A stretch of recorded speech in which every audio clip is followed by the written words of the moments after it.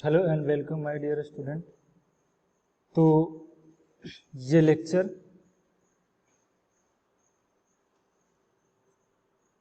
Nine पढ़ने जा रहे हैं, ठीक है ना। लेक्चर 9 पढ़ने जा रहे हैं। लेक्चर 8 में हम लोग देखे थे, क्वेश्चन था, एग्जाम्पल आपका था। तो इस एग्जाम्पल को बनाइए, ठीक ना। तो हम लोग देखते हैं इसमें क्या करना है। Design of singly reinforced beam for flexural. Flexural के लिए हमको डिजाइन करना है। मतलब इसमें क्या है ना कि आपका साइज निकालना है, ठीक है। इसमें आपका लोड दिया रहेगा, अप्लाइड लोड दिया रहेगा या बेंडिंग मोमेंट दिया रहेगा। उससे आप क्या कैलकुलेशन करिएगा, साइज ऑफ बीम कैलकुलेशन करिएगा, ठीक है। तो देखते हैं, जैसे आप पहले क्या निकालिएगा, मैक्सिमम बेंडिंग मोमेंट निकालिएगा, ठीक ना। मैक्सिमम बेंडिंग मोमेंट निकालना है, ठीक है। तो मैक्सिमम बेंडिंग मोमेंट क्या हो जाएगा, ए म्यू इजकल टू हमको लेना है ए म्यू अल्टीमेट, ठीक ना। मतलब मैक्सिमम हमको लेना है क्या, मोमेंट ऑफ रेजिस्टेंस लेना है, ठीक है। तो ए म्यू इजकल टू क्या हो जाएगा, ए म्यू अल्टीमेट, ये मतलब जो बेंडिंग मोमेंट आपका आएगा, ठीक ना। बेंडिंग मोमेंट जो आपको आएगा वो क्या होगा, बेंडिंग मोमेंट क्या होगा आपका, हम डिजाइन करेंगे, डिजाइन मेरा मोमेंट इससे छोटा नहीं होना चाहिए। मतलब मेरा डिजाइन मोमेंट जो होना चाहिए, जो इससे क्या होना चाहिए, छोटा नहीं होना चाहिए। मतलब मेरा डिजाइन मोमेंट जो होना चाहिए वो ग्रेटर देन होना चाहिए क्या, बेंडिंग मोमेंट से, ठीक है। तो यही क्राइटेरिया हमको डिजाइन करना है कि लोड के अनुसार उस सेक्शन पे कितना बेंडिंग मोमेंट आ रहा है, ठीक है। उस सेक्शन पे कितना बेंडिंग मोमेंट आ रहा है, उससे ज़्यादा हम डिजाइन करेंगे, ठीक है ना। कि मेरा बीम इतना बेंडिंग मोमेंट आएगा तो उसको रजिस्ट कर लेगा, ठीक है। जैसे हम कहते हैं कि कोई बीम सेक्शन है, उसको रजिस्ट करने का क्षमता है 10 kilo newton metre bending moment, ठीक है। तो मोमेंट ऑफ रेजिस्टेंस आप क्या अप्लाई करिएगा, उससे कहीं ज़्यादा आप उसको रखिएगा, 10 किलो न्यूटन मीटर से ज़्यादा रखिएगा ना आप मोमेंट ऑफ रेजिस्टेंस, तभी तो आपका बीम फेल नहीं करेगा, ठीक है। तो चलिए, तो देखिए डेरिवेशन कैसे आया है। तो हम तो पहले लेते हैं क्या, ये मोमेंट ऑफ रेजिस्टेंस का फॉर्मूला लिखते हैं। तो मोमेंट ऑफ रेजिस्टेंस का होता है 0.36 FCKB इंटू XU, है ना, इंटू D माइनस 0.42 XU। अब XU को आप रिप्लेस कर सकते हैं XU मैक्सिमम से, सब कोई दिक्कत नहीं, ठीक है। तो चलिए हम ऐसे भी लिख सकते हैं इसको 0.36 FCKB इंटू XU मैक्सिमम भी लिख सकते हैं, ठीक ना।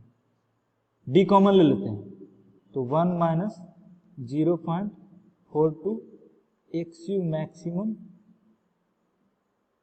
अपॉन डी हो गया, बोलो। और डी कॉमन ले लिया है ना, तो मल्टीप्लाई में हम लिख देंगे क्या, यहाँ पे मल्टीप्लाई में लिख देंगे क्या, डी। चलिए नेक्स्ट में हम लेते हैं। देखिए 0.36 FCKB इंटू XU मैक्सिमम। अब इसमें भी डी से डिवाइड कर देते हैं, ठीक है। एक डी हम कॉमन लिए थे जो, और एक डिवाइड किए, तो हम इसको क्या लिख सकते हैं, 1 minus 0.42 XU maximum upon D into क्या होगा, डी स्क्वायर होगा। बोलिए, होगा ना? अरे होगा ना? तो देखिए इसको और हम ऐसे लिख सकते हैं 0.36 FC के XU maximum upon D into 1 minus क्या 0.42 XU maximum upon D into क्या इंटू BD स्क्वायर, हो कि नहीं, इंटू BD स्क्वायर। ठीक है, ये होगा। अब देखिए एक बहुत सा अच्छा इंपॉर्टेंट यहाँ पे आइडिया मिलेगा आपको। अगर आपको ग्रेड ऑफ स्टील मिल जाए, ठीक है, अगर आपको ग्रेड ऑफ स्टील मिल जाए तो इसका वैल्यू मिल जाएगा। हैं? ग्रेड ऑफ स्टील जैसे हम बोल दिए कि आपका माइल्ड स्टील है, क्या है, माइल्ड स्टील है, तो XU मैक्सिमम अपॉन D का रेशियो कितना हो जाएगा बता दो। XU मैक्सिमम अपॉन D का रेशियो कितना हो जाएगा बोलो। माइल्ड स्टील के लिए 0. कितना 53 होगा कि नहीं, होगा ना? तो यहाँ पे XU मैक्सिमम अपॉन D का वैल्यू रख देंगे, बोलो। तो इसी का वैल्यू रखने के बाद हमको एक कांस्टेंट मिल जाता है, ठीक है, जिसको हम RU बोलते हैं। RU क्या हो गया, यही हो गया वैल्यू। देखिए सब डिलीट करके हम फिर से लिखते हैं। देखिए फिर से एक लिखते हैं, moment of resistance equal to MOR equal to लिखते हैं 0.36 FC के XU मैक्सिमम अपॉन D, ठीक ना, into 1 minus 0.42 XU maximum upon D into BD square, बोलो, ये आ गया। अब देखिए हम जैसे बोलते हैं कि XU मैक्सिमम कुछ नहीं, क्या है, XU मैक्सिमम अपॉन D का वैल्यू K हो सकता है ना। चलिए जैसे माइल्ड स्टील आपका है, यहाँ पे देखो थोड़ा सा भी पानी आ जाता है ना, देखो जैसे हम कह सकते हैं क्या है, मेरा माइल्ड स्टील है, माइल्ड स्टील है ना, मतलब माइल्ड स्टील किसको बोलते हैं, Fe 250 को माइल्ड स्टील बोलते हैं।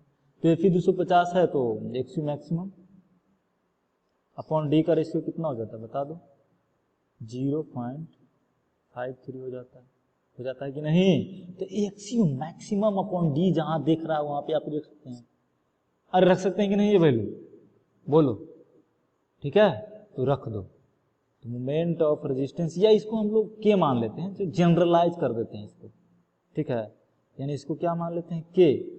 अब यहाँ पे ग्रेड ऑफ स्टील आपका वैरी करेगा तो के का वैल्यू भी वैरी करेगा, तो हम जनरल इक्वेशन एक लिखना चाहते हैं। चलिए MOR इक्वल टू लिख सकते हैं 0.36 FC के इंटू के इंटू 1 माइनस के, कितना के 0.42 के इंटू BD स्क्वायर, बोलो है कि नहीं। तो देखो इतना को हम क्या मान लेते हैं,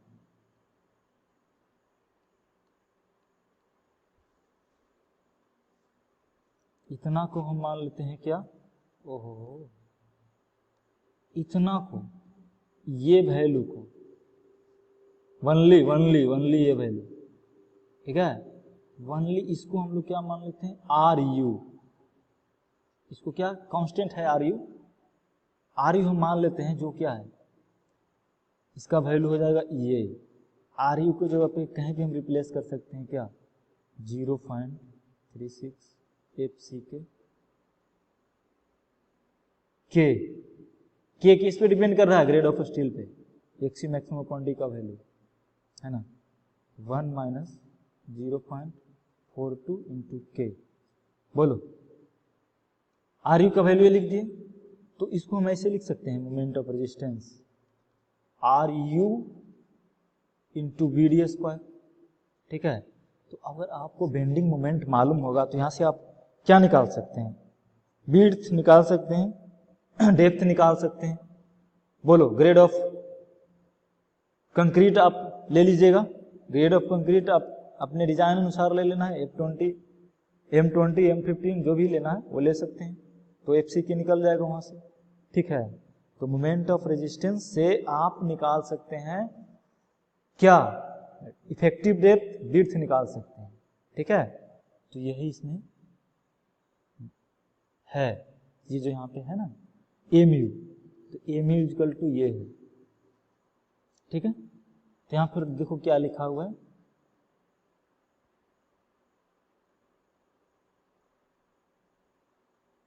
देखो, for a given material that is grade of concrete and types of steel, मतलब ग्रेड ऑफ स्टील हम यहाँ पे बोल सकते हैं, Ru is a constant and coal as limiting moment of resistance factor।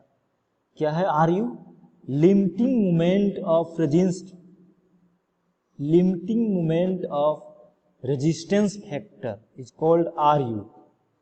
ठीक है, Ru को हम लोग क्या लिख सकते हैं, limiting moment of resistance factor. ये कोई फैक्टर है, तो Ru का वैल्यू आप कैसे निकाल सकते हैं, इस प्रकार निकाल सकते हैं। बोलिए, निकाल सकते हैं ना Ru का वैल्यू। ठीक है, तो Ru का वैल्यू इस प्रकार निकाल सकते हैं, ये इसको आप वैल्यू रख दीजिए K। ठीक है, XU मैक्सिमम अपॉन D का वैल्यू K रख दीजिए, तो वही मैं जो उधर ड्रैग किया वही आ जाएगा। ठीक है, तो इसका यूज होगा आपका डिजाइन क्राइटेरिया निकालने में। जैसे इसको देखिए, हम इसको याद रखना है, अगर याद रखिएगा तो अच्छा है, नहीं तो कोड में है सब, ऑफलाइन जब कभी भी खुलेगा तो मैं कोड बता दूंगा, आप इसको याद कर लीजिए। तो M50 के लिए Ru का वैल्यू क्या होगा, M50 के लिए Ru का वैल्यू कितना होगा, है ना। अगर ग्रेड ऑफ कंक्रीट आपका M50 है और ग्रेड ऑफ स्टील कितना है Fe 250, तो Ru का वैल्यू आपका होगा 2.23। ये सब अगर याद है ना आपको, तो डिजाइन में इजिली आप ये सब यूज कर सकते हैं, बहुत कम टाइम में आप क्वेश्चन, बहुत सा लॉन्ग क्वेश्चन आप सोल्व कर सकते हैं। ठीक है, तो M20 है, सॉरी M50 है, और ग्रेड ऑफ स्टील आपका कौन है, माइल्ड स्टील है, तो Ru का वैल्यू हो जाएगा 2.23। वही ग्रेड ऑफ स्टील आपका है Fe 250 और कंक्रीट है M20, तो Ru का वैल्यू हो जाएगा 2.98, है ना। 2.98 को हम 3 भी मान सकते हैं डिजाइन के लिए, है ना, डिजाइन में इतना चलता है। और M25 है और माइल्ड स्टील है, तो Ru हम मेरा कितना हो जाएगा 3.72। अब बताओ इसमें Ru का वैल्यू किस लिए बढ़ रहा है, क्योंकि यहाँ पे मल्टीप्लाई है क्या, FC के, है ना, Ru equal to 0.149 into FC के। ठीक है, इस वजह से बढ़ रहा है। ठीक है, FC के मल्टीप्लाई हो जा रहा है, M25 हो रहा है, M30 हो रहा है, तो यहाँ पे FC के वैल्यू का वैल्यू बढ़ रहा है, तो Ru का वैल्यू भी बढ़ेगा। अब M30 के लिए और माइल्ड स्टील आपका कितना 250, तो Ru का वैल्यू कितना हो जाएगा 4.47। M35 है, ठीक ना, माइल्ड स्टील ही है, तो Ru का वैल्यू कितना हो जाएगा 5.21। अब M40 है, ग्रेड ऑफ कंक्रीट M40 है, स्टील माइल्ड स्टील ही है, तो Ru का वैल्यू कितना हो जाएगा 5.96, इसको हम 6 भी मान सकते हैं। चलिए, अब ग्रेड ऑफ स्टील आपका कितना आ गया, ग्रेड ऑफ स्टील भी वैरी कर रहा है, क्योंकि K आपका वैरी करेगा ना। अरे हम ये लिखे थे ना K इक्वल टू क्या लिखे थे, XU मैक्सिमम अपॉन D, ये क्या था, व्हाट वैल्यू K, यही था ना। अब K क्या है, वैरी करता है, अगर आपका माइल्ड स्टील है तो K का वैल्यू मैक्सिमम है 0.53, और आपका H/SD बार है यानी Fe 415 है, तो XU मैक्सिमम अपॉन D यानी K का वैल्यू 0.48 है, और Fe 500 है ग्रेड ऑफ स्टील, तो K का वैल्यू आपका कितना 0.46 है, कब सबसे कम है। बोलिए, तो उसके अनुसार ये वैरी कर रहा है।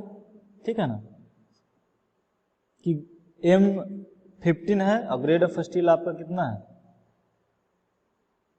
Fe 415, तो Ru का वैल्यू हो जाता है 1.38 FC के।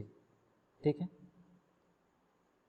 और M15 के लिए आर यू का वैल्यू और ग्रेड ऑफ स्टील आपका Fe 415 के लिए ये आ जाएगा 2.07। फिर M20 के लिए ग्रेड ऑफ स्टील सेम है 2.76 आ जाएगा। फिर ग्रेड ऑफ स्टील कितना है आपका M25 और Fe 415 है तो आर यू का वैल्यू आ जाएगा 3.45 है ना।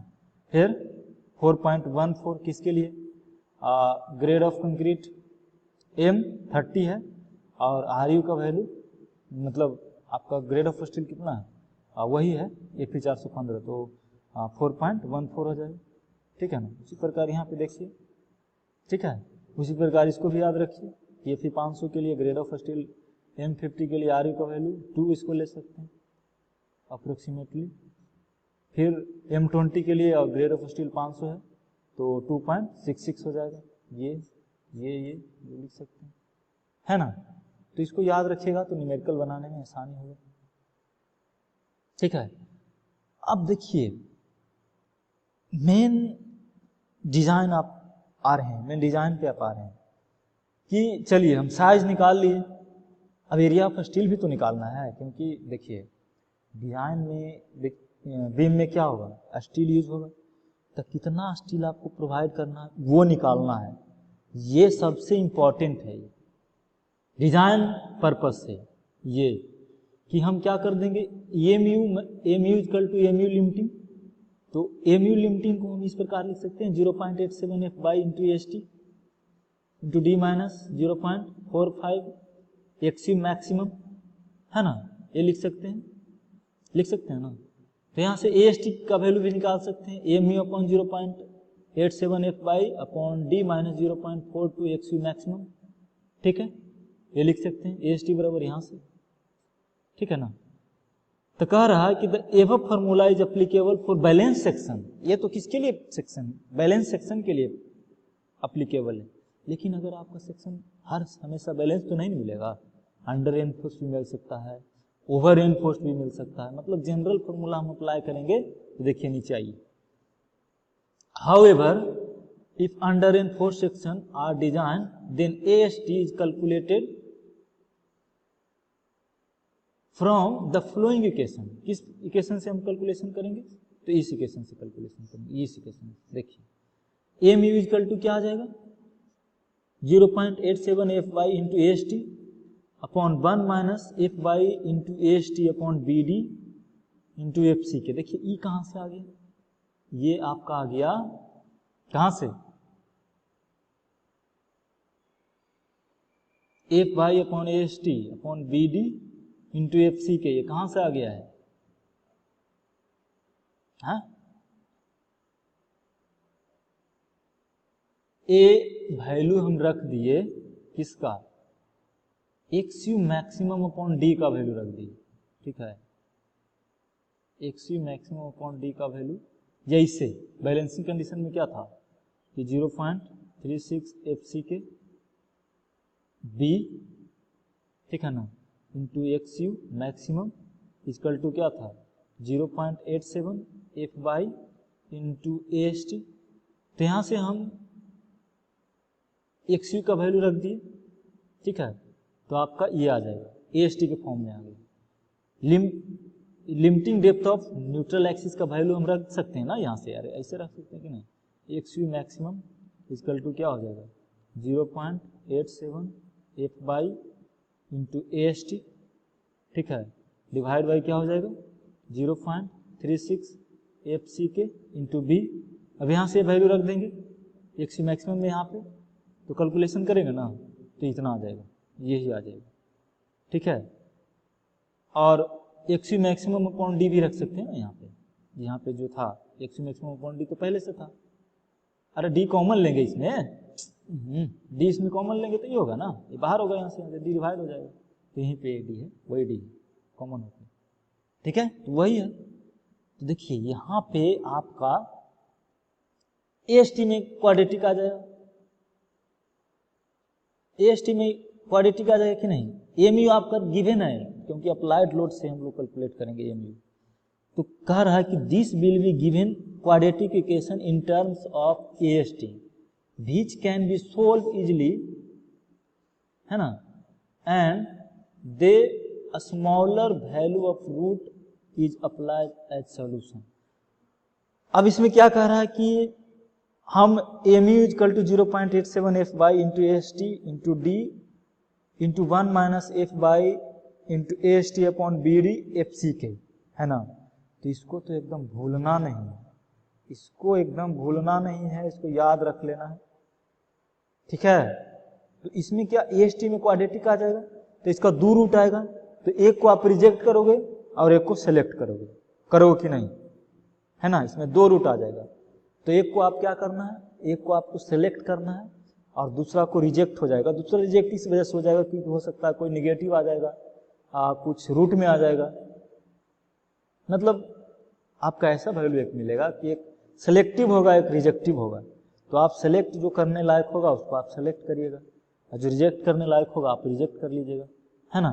तो ये इसमें बहुत बहुत इंपॉर्टेंट फार्मूला आपका आ गया, है ना, ये बहुत इंपॉर्टेंट आ गया, तो इसको याद रखिए। अब टाइप्स ऑफ प्रॉब्लम पे आइए कि किस प्रकार से आपका प्रॉब्लम पूछेगा। देखिए इसमें थ्योरी एग्जाम में नहीं पूछेगा आपको, लेकिन प्रॉब्लम पूछेगा। अब प्रॉब्लम तभी बनेगा जब आपको डीपली में थ्योरी पढ़िएगा, है ना। चलिए, तो कह रहा है कि determine area of tensile steel if B D and M U are given. अब इसमें क्या होगा ना, अगर ए भी नहीं दिया हुआ है तो आप निकाल सकते हैं, एम यू सिर्फ दिया है तो आप इसको एज्यूम कर लीजिएगा कि 1 मीटर। विड्थ कितना, देखिए विड्थ अगर आपका नहीं दिया हुआ है ना तो इसको 1 मीटर एज्यूम कर लेना है, ठीक है, या कुछ भी एज्यूम कर लेना है, डेप्थ के आधा एज्यूम कर लेना है, dy2 equal to be assume कर लेना है, ठीक है। अगर नहीं दिया है तो हम डी फाइंड आउट कर लिए ना, जैसे अरे इसे फाइंड कर लेंगे, डी एम इक्वल टू क्या था, B D square into R U था कि नहीं, तो यहाँ से डी फाइंड कर लेंगे, इसको बी को आधा करके डी के आधा करके हम लिख देंगे, जैसे बी इक्वल टू लिख सकते हैं ना dy2, तो यहाँ से हम फाइंड कर सकते हैं। एम यू को डिवाइड कर देंगे आर यू से, इसका क्यूबिक रूट ले लेंगे, है ना, तो यहाँ से फाइंड आउट कर लेंगे। तो एक प्रॉब्लम तो ऐसा रहेगा कि determine the area of steel if B and D and M U are given, तो यहाँ से निकाल सकते हैं। फिर आपको क्या कह रहा है कि determine the dimension and area of tensile steel. अब दूसरा में क्या रहेगा कि डिटरमाइन करना होगा आपको क्या, टेंसाइल स्टील, और डायमेंशन भी डिटरमाइन करना रहेगा। बंदली फिर आपको दिया रहेगा बेंडिंग मोमेंट दिया रहेगा या लोड दिया रहेगा, बीएमडी दिया रहेगा या लोड दिया रहेगा। तो बीएमडी एमयू ग्रेटर होगा बीएमडी से, ये इसका इक्वल टू भी ले सकते हैं या इसके बराबर भी ले सकते हैं, ठीक है। M U greater than equal to BMD, bending moment के बराबर तो ले सकते हैं। तो देखिए, तो इसको टाइप 2 प्रॉब्लम था, टाइप 2 प्रॉब्लम था ना, तो टाइप फर्स्ट में हम लोग आते हैं। तो टाइप फर्स्ट में क्या है कि आपको क्या क्या गिवन है कि डिटरमाइन करना है आपका एरिया ऑफ स्टील बंडली दिया हुआ है, सेक्शन का साइज दिया हुआ है ना, और मोमेंट ऑफ रेजिस्टेंस भी दिया हुआ है। तो फर्स्ट ऑफ ऑल डिटरमाइन करिएगा क्या, x you maximum upon D. Step first में क्या डिटरमाइन करिएगा, x you maximum upon D, जो कि के का वैल्यू किससे निकलेगा, ग्रेड ऑफ स्टील से निकलेगा। टाइप्स ऑफ स्टील देखो उससे निकलेगा ना, आइस कोड 456, क्लाउज 38.1 में है, उसको खोजना, क्लाउज 38.1 में ये दिया हुआ है x you maximum upon D का वैल्यू, ठीक है। Determine the limiting moment of resistance, फिर आपको क्या फाउंड आउट करना पड़ेगा, लिमिटिंग मोमेंट ऑफ रेजिस्टेंस, या लोड से आप कैलकुलेट कर सकते हैं लिमिटिंग मोमेंट ऑफ रेजिस्टेंस, या इससे आप कैलकुलेशन कर सकते हैं, है ना। अगर बीडी दिया हुआ है आपको तो इससे आप कैलकुलेशन करिएगा, लोड नहीं दिया हुआ है लेकिन साइज दिया हुआ है तो आप मोमेंट ऑफ रेजिस्टेंस इससे कैलकुलेट कर लीजिएगा, ठीक है। कंपेयर एमयू और एमयू लिमिटिंग, तो हमेशा एमयू क्या होगा, M U greater than equal to M U limiting होगा, तो हमको इक्वल टू लेके चलना है ना। द सेक्शन बैलेंस्ड, इस प्रकार हमको चलना है लेके, फिर यहां से एरिया ऑफ स्टील इस प्रकार निकाल लेना है, ठीक। जब M U greater than equal to है एमयू लिमिटिंग से, तो एमयू लिमिटिंग के बराबर हम लोग के चलेंगे। फिर क्या कह रहा है कि एमयू लेस देन है एमयू लिमिटिंग से, तो सेक्शन आपका क्या है, अंडर एनफोर्स्ड है ना। Design moment of distance less than है एमयू लिमिटिंग से, तो सेक्शन आपका क्या है, अंडर एनफोर्स्ड है। तो आपको एरिया ऑफ स्टील इस प्रकार निकालना पड़ेगा, जो हम फार्मूला भी बताए थे ना, उससे निकालना पड़ेगा कि ठीक है। एमयू इक्वल टू लेके चलना होगा 0.87 एफ बाई इतना, क्लाउज देख लीजिएगा, क्लाउज G1 B1 SI, मतलब हम लोग को IS कोड 456/2000 में पढ़ना है, ठीक है। तो इस प्रकार हम लोग डिजाइन कर सकते हैं। देखिए सब आप अभी देखिए, इसको समझिए, लेकिन जब प्रॉब्लम बनाएंगे ना तब ये सब क्लियर होगा, क्लियर होने वाला नहीं है। तो यहीं पे हम लोग रोकते हैं, टाइप 1 प्रॉब्लम तक ही रोकते हैं हम लोग। टाइप ऑफ प्रॉब्लम 2 हम लोग देखेंगे नेक्स्ट क्लास में, ठीक है। तो वीडियो देखिए, अपने लाइफ को एंजॉय करिए, तब तक के लिए हम मिलेंगे फिर नेक्स्ट लेक्चर 10th में, है ना। थैंक यू, धन्यवाद, ऑल द बेस्ट, ठीक है, ओके।